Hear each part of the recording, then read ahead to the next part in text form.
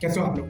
Generally आपने सुना होगा कि रैनसमवेयर का अटैक हुआ है। रैनसमवेयर का अटैक काफ़ी जगह होता है और ये एक चीज़ पे काफ़ी लिमिटेड नहीं है, ये काफ़ी चीज़ों पे लिमिटेड है। जैसे हम कह सकते हैं कि किसी भी देश की कंट्री पे डिफेंस पे अटैक हुआ है, किसी भी देश के बैंक पे अटैक हुआ है या जनरली बहुत सारे बैंकों पे अटैक हुआ है डिफरेंट कंट्रीज़ के।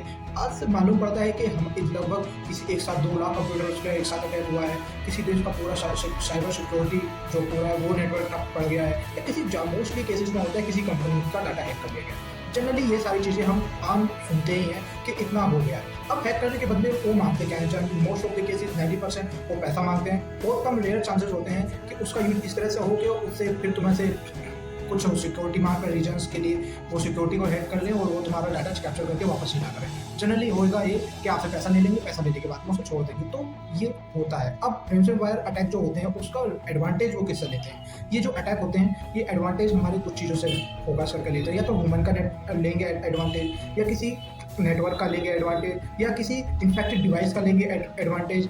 ये इन्हीं चीज़ों पर डिपेंड होते हैं, इससे ज़्यादा और कुछ नहीं होता। अब ये सब हो गया टाइप कितने टाइप के होते हैं। जनरली जो हमारे जितने भी अटैक अब तक के हमने देखे हैं उनमें बहुत सारे टाइप्स हैं रैनसमवेयर के, पर हम मोस्ट कॉमनली देखते हैं कि कुछ वायरस इस तरह से डेवलप किए गए हैं कि वो खाली बैंक्स को ये टारगेट करते हैं।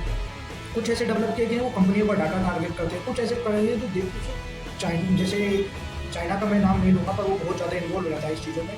बट वो बहुत सारे डेवलप किया है। उसने भी डेवलप किया है कि सिक्योरिटी रीजन्स के लिए अमेरिका के उसने काफ़ी सारे चीज़ों का कैचअप करने के लिए बहुत सारी फाइल्स का डिफेंस पर अटैक करता रहता है। तो फिर वो भारत को भी टारगेट करता रहता है। तो ये सारी चीज़ें कंट्रीज़ के द्वारा भी चल रही हैं कि जिससे वो उनका डिफेंस का डाटा हासिल कर सकें। ये हो गया। अब टाइप्स कितने होते हैं? मोस्टली जनरली कुछ ज़्यादा ही फेमस जो टाइप है मैं उनकी बात कर लेता हूँ। जैसे सबसे पहला है हमारा वानाक्राई। वानाक्राई ये 2017 में आया था। इसने 2 लाख से ज़्यादा कंप्यूटर्स को हैक किया था और उसने जो टोटल लूट मचाई थी वो 4 बिलियन से ज़्यादा की लूट मचाई थी। सेम लोकी आया था। लोकी का भी यही रीज़न था।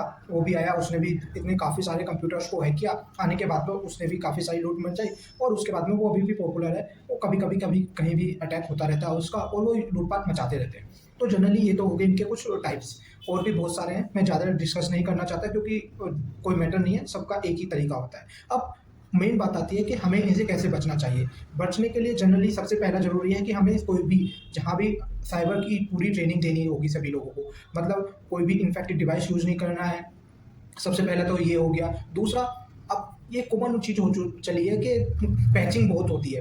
पैचिंग इस तरह से होती है कि आपको कोई मेल आ जाएगा, मैसेज आ जाएगा, उस पे आपने क्लिक किया और आपका पूरा सिस्टम हैक हो गया। नहीं भी किया तो वो धीरे-धीरे आपको एन्क्रिप्टेड फाइल ले लेगा। वो एन्क्रिप्टेड फाइल धीरे-धीरे बनानी चालू करेगा, कुछ टाइम में पूरा सिस्टम को हैक कर डालेगा। ये भी बहुत ज़्यादा हो रहा है, पैचिंग भी बहुत हो रही है।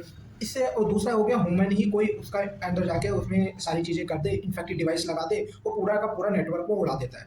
अभी सबसे चौथी जो चीज़ रिसेंटली अभी चल रही है, वो चल रही है हमारा कोई भी हम रिमोट एक्सेस पे अपने जो कोई भी कंपनी है, हम रिमोट एक्सेस पे बहुत सारी चीज़ें दे देते हैं। अब रिमोट एक्सेस पे देने के बाद में होगा ये कि कंपनी का जो डाटा होता है, अब वो उनसे आपका एम्प्लॉय आईडी का वो उसकी क्रेडेंशियल्स उन्हें चुपके से वो ले लेंगे। अब क्रेडेंशियल लेने के बाद वो उस कंपनी का आपके नाम से उसमें लॉगिन करेंगे, उसके बाद में वो सारी चीज़ें अलाउ करा लेंगे अपनी जो वो चाहते हैं। अब वो अलाउ कराने के बाद में सारा कंप्यूटर का एक्सेस उनके पास है। अब वो उसको कुछ भी मैसेज भेज के वो उस पर क्लिक कर देंगे और आपके सिस्टम में कंपनी का पूरा डाटा उड़ जाएगा। तो ये सबसे ज़्यादा अभी करंट में हो रहा है, जिसके द्वारा साइबर अटैक जो हो रहे हैं कंपनियों में सबसे ज़्यादा फेस किए जा रहे हैं। इसलिए कंपनियां अब ज़्यादातर ये कर रही हैं कि अवेयरनेस बढ़ाने लगी हैं अपने एम्प्लॉयज़ को और ये भी देख रही हैं कि कब किस पर्सन को रिमोट पे देना चाहिए या नहीं चाहिए। ये सारी चीज़ें भी अब बहुत ज़्यादा देखी जा रही हैं। तो I hope you gain something from my this video. Thanks for watching.